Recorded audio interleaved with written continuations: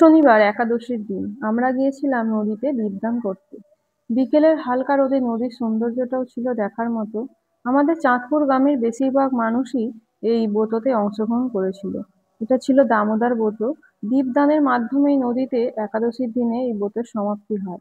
অনেকে এই ব্রত আবার লক্ষ্মী পূজা, কোজাগরী পূর্ণিমা থেকে রাস পূর্ণিমা পর্যন্ত করেন। মাস ধরে দামোদরের ছবির সামনে ঘিয়ের প্রদীপ জ্বালাতে হয়। আর শেষে এই উত্থান একাদশীর দিনে এই নদীতে দীপদানের মাধ্যমে এই ব্রত সমাপ্তি করে। আমাদের গ্রামের বেশ সব মানুষই এই একাদশীর দিনেই, উত্থান একাদশীর দিনেই ব্রতের সমাপ্তি করে। তবে গ্রামের কচিকাঁচারা বেশি ভিড় জমায় এই দীপদানের সৌন্দর্য দেখার জন্য। দামোদর হলো ভগবানের শ্রীকৃষ্ণেরই আরেকটি রূপ, যেখানে আপনার পটচিত্রে অনেক দেখে থাকবেন যে এই মাসে দামোদর একটি ভগবান শ্রীকৃষ্ণকে একটু রজ্জুর সঙ্গে গাছের সঙ্গে বাঁধা হয়, যেটাকেই দামোদর বলা হয় এই ছবিকে। ওর জন্য শোলা দিয়ে একটা ময়ূর মতো তৈরি করে নিয়ে গেছিলাম, কিন্তু ও তো নিজে ভাসায়নি, আমাকেই ভাসাতে হলো।